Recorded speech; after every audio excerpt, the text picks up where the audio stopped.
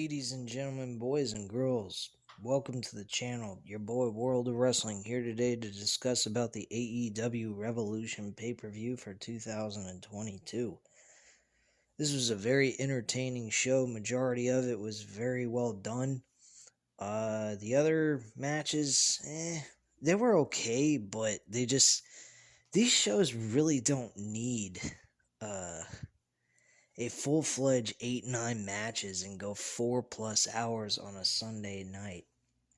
Personally, I think AEW needs to follow the NXT takeover shows back in the day when they were actually good. When Triple H actually ran NXT. I think they only really need 5-6 matches. These matches generally have been going about, on average, between 15 to 30 minutes per match. If you look at the match between CM Punk and MJF, Bryan Danielson and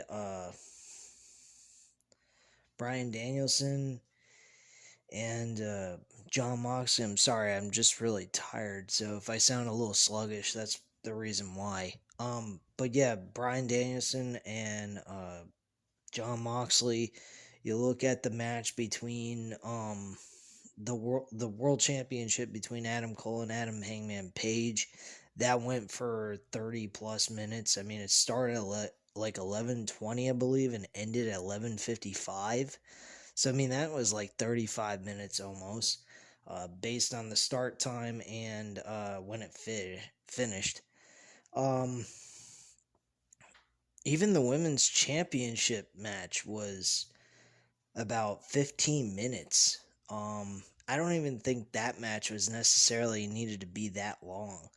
Some of these matches could have been cut down a little bit shorter, because some of them are really long and not really necessary, personally. If you would notice, based on... don't get me wrong, with the critique I'm giving, I'm not saying that the pay-per-view is at all crap or anything. God knows that was not the case. I'm just saying to keep the fans a little bit more, energetic during these matches that are very important. The World Championship was a good match, but the fans just seemed kind of out of it. Seemed like they were kind of tired and exhausted. By CM Punk and MJF's match, the fans crowd the crowd reaction by the fans were just really not as good as they were going into the CM Punk MJF match. There was a ton of matches on this card. I think there was close to almost 10 matches. I could be wrong, but it felt like it was a very large match card, and it was very long. And with it being a Sunday night, I would actually go live, but with it being Sunday and work the next day and there's no day off the next day, I'm just like, no fucking way, I have to upload this. I would really love to be going live with you guys right now, but unfortunately, that's not the case, so this is going to be have to be uploaded. So let's go over this match card. It was a good match card, don't get me wrong, but I think some of these matches could have been utilized on Dynamite, and we could have at least had maybe 5-6 good matches, have it go 3 hours. That would have been more suitable. That match with the 6-man tornado no-holds-barred match, that was really a good match, but it could have been utilized for a Dynamite episode. Some of these matches, like I just said, are really not necessary for the pay-per-view itself. I think Thunder Rosa and Britt Baker kind of deserve to be on the... Well, not really. No, I'm wrong. The TBS Women's Championship definitely belonged on the Dynamite episode. I would have done that on that show. I wouldn't have had this on the card.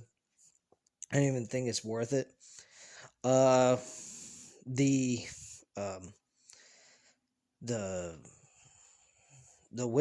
women's match, yeah. The 6-man tornado no holds bar match could have been utilized on Dynamite. That would have been a nice ratings grab immediately after the pay-per-view. I would have utilized this match because personally, I think that the Sammy Guevara versus Andrade and Darby Allin would have been the best matchup to utilize on this pay-per-view card for the TNT Championship, but they already did that on Rampage, so this match really didn't need to be on the pay-per-view, so you could have taken at least two matches off the card right there. So, I mean, the other matches definitely belonged on this card, on this show. Most definitely. The tag team title match was good. The ladder match was really entertaining stuff. Glad the right man won. CM Punk and MJF was the best match on the entire card. Number 2 was actually the World Championship match. That match was really good. Despite the crowd reactions, seemed like they were tired, I think. And number 3 was John Moxley and Bryan Danielson. Those are the 3 best matches.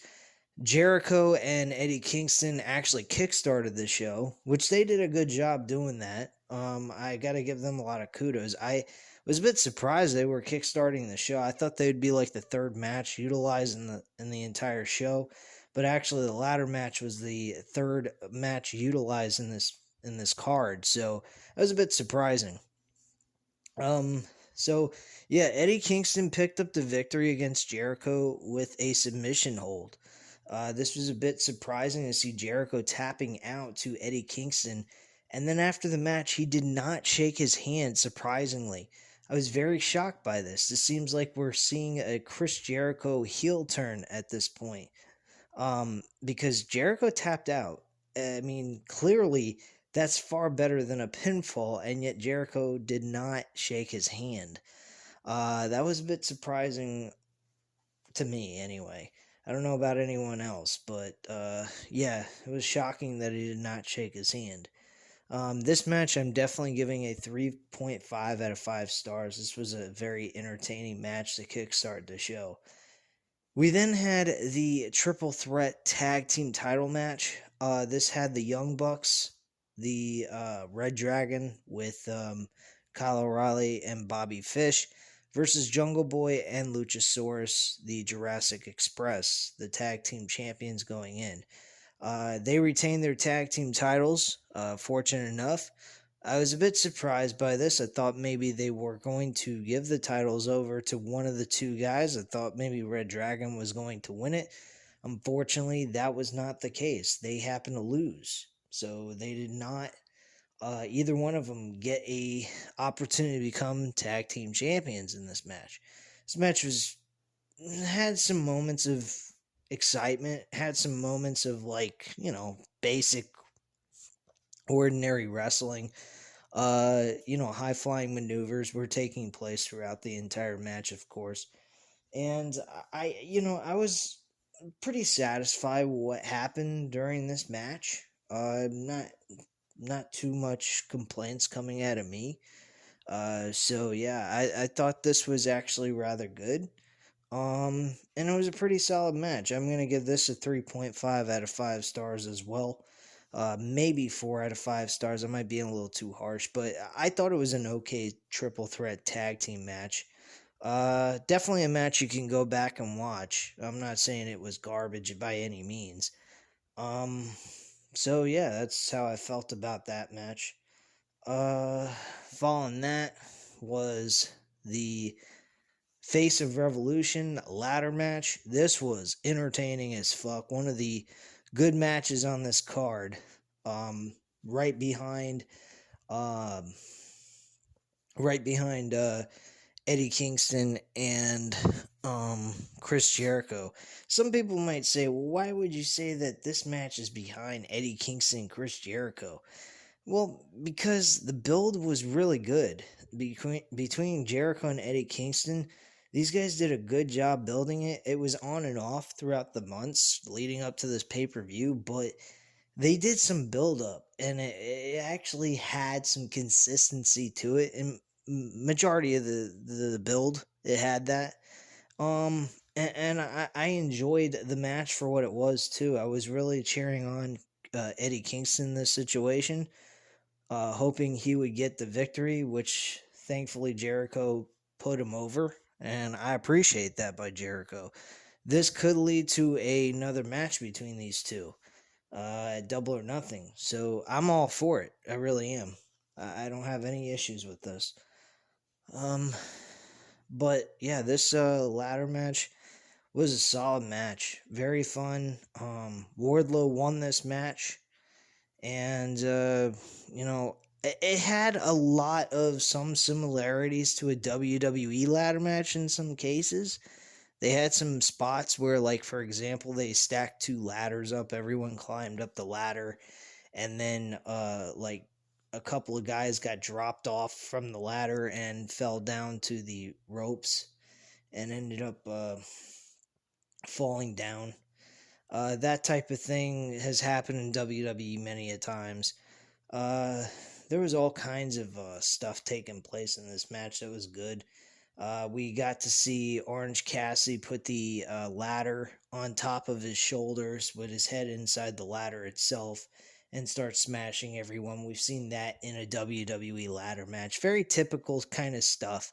But the right guy won in this. I even predicted Wardlow would be the number one pick out of the bunch to win this. Number two would have been Ricky Starks.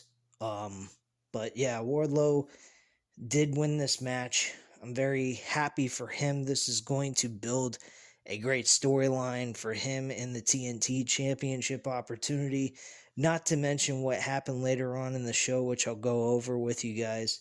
But yeah, this was awesome, really awesome stuff, and I'm gonna give it a 3 out of 5 stars because it did remind me a lot of the uh, of like a WWE ladder match in some cases, which is not bad. I mean, WWE doesn't do terrible ladder matches. It's just very formulaic, I guess you could say. Stuff you've already seen before, nothing unique or different about these ladder matches that are new or exciting. It's just, good spots that are done on a regular basis when it comes to a ladder match, but nothing spectacular. This match on the card, guys, was actually Jade Cargill versus Tay Conte for the TBS Women's Championship, which, by the way, Jade Cargill retains in less than 10 minutes. This was really nothing. Very boring match. Could have been utilized on a Dynamite episode to fill in the match card, and it wasn't all that much. I don't know why they put this on the card at all. It wasn't really necessary. It could have even been on Rampage if you wanted to really do that anyway. This match, I'm giving it a 2 out of 5 stars. I don't think this was at all impressive or even worth anybody's time on a pay-per-view card even. So I really did not like this match at all. It was bathroom break, if anything else. The next match after that was the biggest match on the entire card, and folks, I think this had a lot of storyline build progression in it. The build going into it was excellent. The storyline being built within the match as well, which I meant by storyline build progression, was definitely done in this matchup as we went along through the action. Um, we had Warlow at the end of this acting as if he misplaced the Dynamite Diamond Ring to give to MJF, but later on found it and gave it to CM Punk instead. CM Punk delivered a GTS and then hit him with the Dynamite Diamond Ring, which was beautiful. The rest of it was very hardcore, hard hitting action that took place. Um, there was thumbtacks that were introduced in the match that was utilized multiple times in this matchup as well. They utilized the dog collar chain in the match. I believe CM Punk actually was strangling the crap out of MJF in the early portion of the match That was also really good. It was reenacting what CM Punk went through with MJF. And, I wasn't too happy with the end result. I was kind of hoping for MJF to win this match. Um, Kind of sucks. But, I mean, the way things ended with this storyline on Dynamite definitely gives you the feeling that that was going to happen anyway. Even predicted that was a possibility, but my heart was on MJF to win the match. Um, do I see CM Punk challenging for the World Championship just yet? I don't think so. I don't think Adam Cole, or not Adam Cole, Adam Hangman Page is going to be the guy facing CM Punk. I don't think CM Punk is next in line for the World Championship at all. Even though this was technically, you could consider a number one contenders match as well. These guys are pretty much even keel. If anything, we might see this as a triple threat match because both Hangman Page, or not Hangman Page, both CM Punk and MJF have gotten wins over each other utilizing the Diamond Ring. So technically, they both deserve to have a shot for the World Championship against Hangman Page. So we might be looking at a triple threat match at Double or Nothing and then seeing MJF get the victory anyway. That's a possibility. I would be okay with that as well. I don't think there's anything wrong with that idea. I don't want to see another singles match between these two. I don't think it's really necessary for them to go at it. I think it's fine with them just being even with one another and getting a world championship opportunity altogether, which would be totally fine with me. But yeah, CM Punk did get the victory here, which was a nice solid victory. Personally, I give this match a 4.5 out of 5 stars. This was the highest point where the fans were at.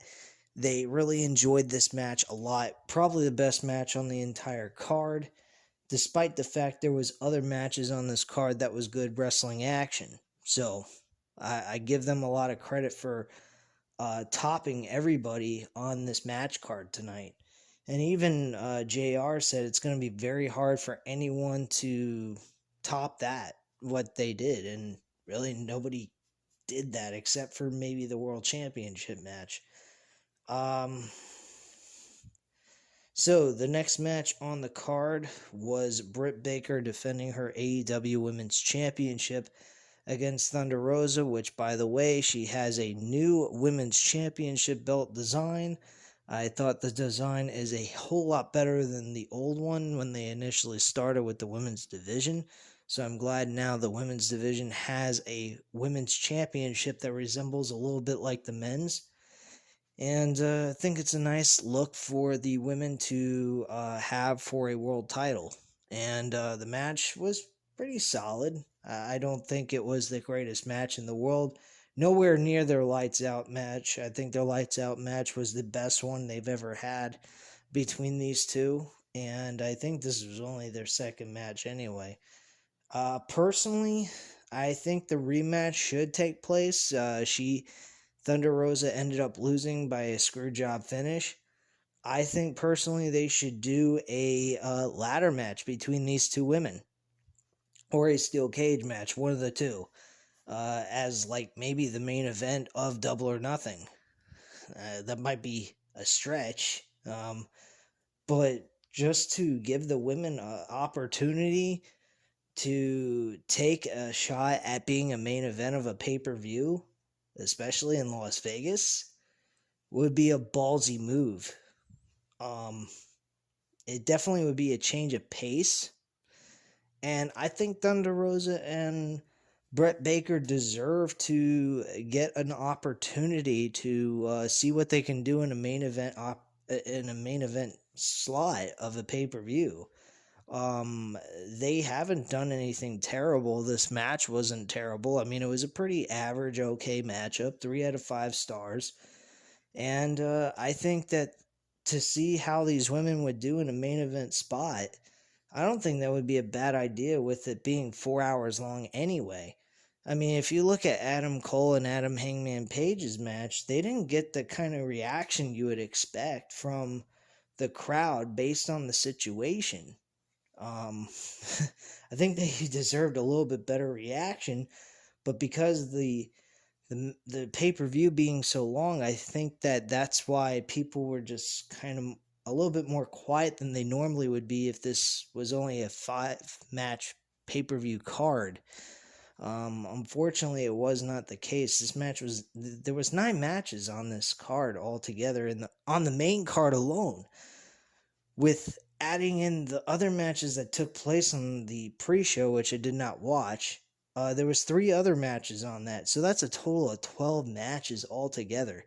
That is a lot of matches to sit through for an entire show. Um, that's like WWE-esque type shit of a match card.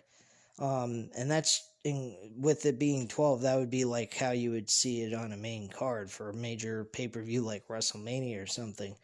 I don't particularly like that. I think that's very long and very painful to sit through and very boring. So I do have that critique on that idea that they should not go this long for a pay-per-view, but as action goes, the action was awesome. I really don't have too much complaints about it. I just wish they'd cut down on the matches for the pay-per-views. I don't think they need to do so many matches at once on a one night event that should only go 3 hours maximum. And if you're going to do these many matches, you might want to shorten down the fucking time on these matches as well, because it really kind of gets the crowd tired as fuck. That's just my opinion, but I think Thunder, Rosa, and Britt Baker deserve to have um they deserve an opportunity to main event at a AEW pay per view. I think Double or Nothing would be an interesting pay per view to take that idea and throw it in. Double or Nothing is kind of a unique idea, possibly. I mean, even the idea of the triple threat match for the world championship with MJF, Hangman Page, and CM Punk would be a good idea for the title of the pay per view being Double or Nothing. So yeah, those 2 world title matches would be, my personal opinion, pretty good for a main event.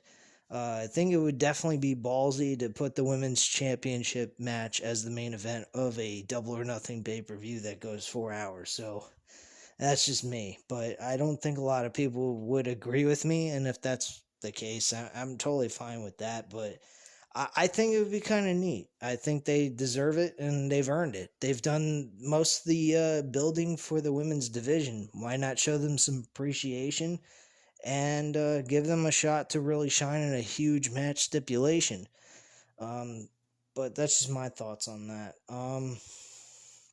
That match again was like a 3 out of 5 stars. Pretty solid match. The next match after that was Jon Moxley versus Bryan Danielson. Bryan Danielson really fucked up Jon Moxley. Bryan really had a lot of control of this match. Moxley had his moments in the match, but overall, Moxley was bleeding like a stuffed pig. After the match was over, and Moxley managed to pull off, while he was in a triangle choke, he managed to wheel his way into getting a schoolboy pinfall, a modified roll-up type of thing, and got the 1, 2, 3. After the match was over, we had fucking William Regal show up and surprise the hell out of everybody. He is now officially a part of All Elite Wrestling.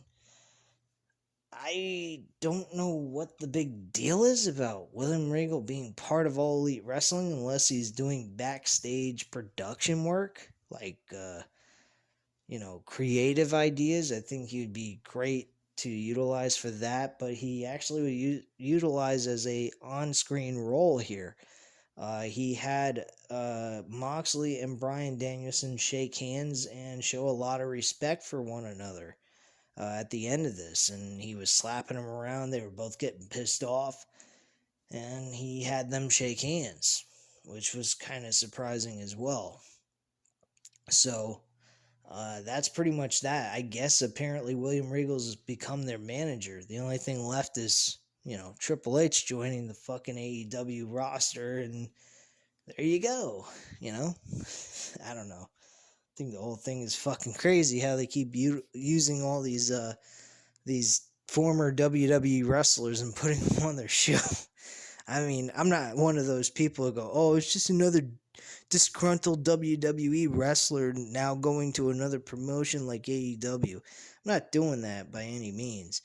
But, I mean, come on, man. William Regal had to be a fucking on-screen character? I don't know if that's really necessary, but alright, whatever. Hopefully it's just this was a one-time only thing, and we just only hear that he's a backstage role, like a creative writer or something like that, with Tony Khan and his team. But that's just me. Could also be playing a role in the Ring of Honor thing too, so who knows. Anyway, this match was a 4 out of 5 stars. Very entertaining match. Good, solid wrestling that took place here. The only problem was the fans were kind of out of it, unfortunately. Let's see here. Next match after that was actually the 6-man tornado tag hardcore match. This was, one of these typical matches. We saw this take place on, I believe it was Full Gear. We had the Inner Circle go up against the America's Top team with Dan Lambert and a few of his cronies. This was very similar to that, only this was a little bit more hardcore-ish. It looked like as if we went in a time warp back to the 1990s and was watching ECW again, because they were putting 2 layers of tables on top of each other on the nearby where the fans are, where the fans are sitting in the stands, and doing outrageous shit from off of a balcony. So, and they had Sting perform this, basically a body, almost like a crossbody, but a body splash through the table. I believe it was on, I'm trying to remember who it was. I think it was Andrade. Yeah, it was Andrade, I believe. And he squashed him with that maneuver. Pretty fucking insane shit. I'm texting my friend Matt, 87 Eagle, and I'm saying, dude, is someone gonna tell Sting he's not 20, he's not in his 20s, his 30s, or even his fucking 40s? He's in his damn 50s, for God's sakes. I mean, geez Louise, man. This guy's close to 60, and he's jumping off the top of balconies onto a fucking stack of tables through an opponent. Like, what the hell? Another spot on this that was wild and insane was Sammy Guevara and one of the private party members. I think it was Isaiah is his name. And he did a backflip with him through a fucking table, and the table didn't technically break. It flattened out. The freaking legs on the table broke completely. The table laid flat on the ground, and man, did that have to fucking hurt as hell. I could not believe what they did to their bodies. But outside of those 2 spots, the rest of this match was, it was alright. It wasn't bad, but it wasn't like, oh my gosh, I needed to see this on a pay-per-view. Could have been saved for a Dynamite, especially with those 2 spots on the card for Dynamite. That would have been really entertaining to see on live television. Um, so yeah, I don't think this match was really necessary for the pay-per-view. It could have been utilized on Dynamite, but I'm gonna give it a 3.5 out of 5 stars as well. I'm being very generous. Because the rest of the match was okay. It wasn't nothing special here. And then the main event was Adam Hangman Page defending his world championship against Adam Cole, baby. And this was a good match. Definitely well deserving to be the main event. Despite it didn't have the best storyline build going into it, but as wrestling wise, this was a good match.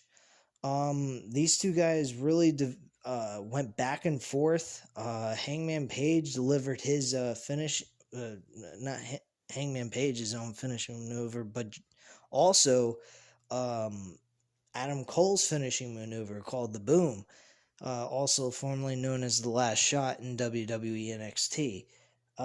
This again was really entertaining. And I'm really happy that it was the main event. I expected it to be.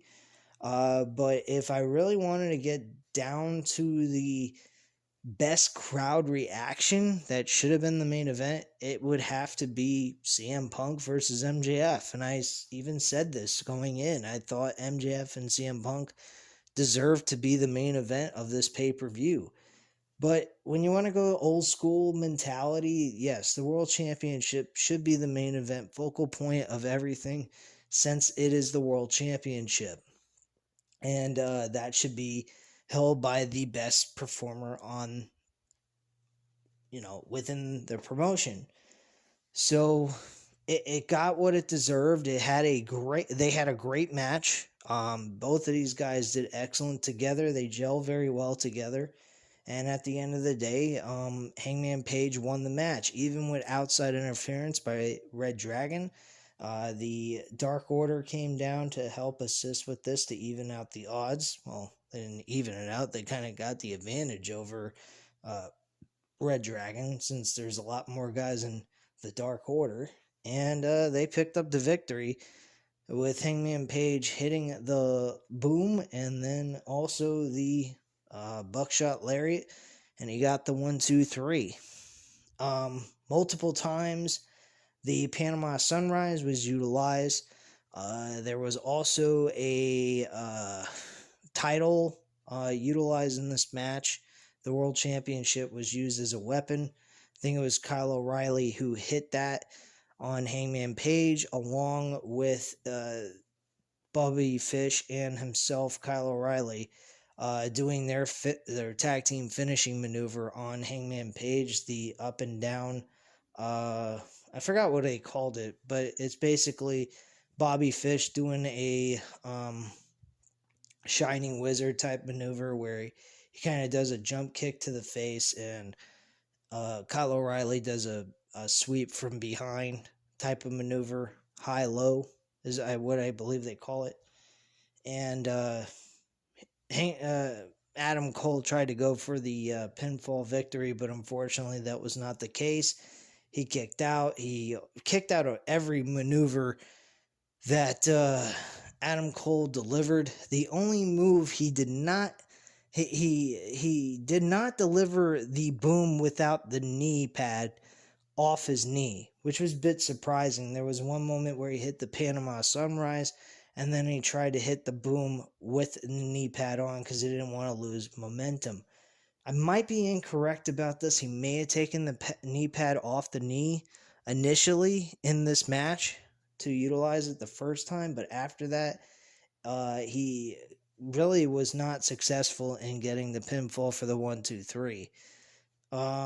After the match was over, Hangman Page delivered the Buckshot Lariat plus the Boom.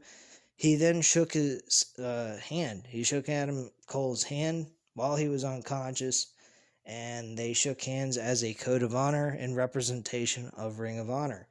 So that was the end of the card. The show was a pretty solid show for what it was. Again, this match was a 4 out of 5 stars. Very solid, entertaining main event. And that's pretty much it, guys. I mean, the rest of this card, I mean, Like, they could have taken possibly 2 or 3 matches off of this card, and I would have been totally fine with it. But otherwise, this was not a bad show. Definitely something to go back and watch if you haven't watched it, or you're interested in going back and watching it anyway after you've already seen it. So yeah, this is a very enjoyable show, but I wish these shows were not 4 hours. But if they want to make it 4 hours, make it earlier than like 8 o'clock. Maybe it's 7, 6, something like that. But damn, this shit with the ending the show at 12 o'clock in the morning is really wearing on me, man. I can't do this on a Sunday night, man. This is a pain in the ass. But anyway, guys, at this time, you know what to do. Hit the like button if you like this video.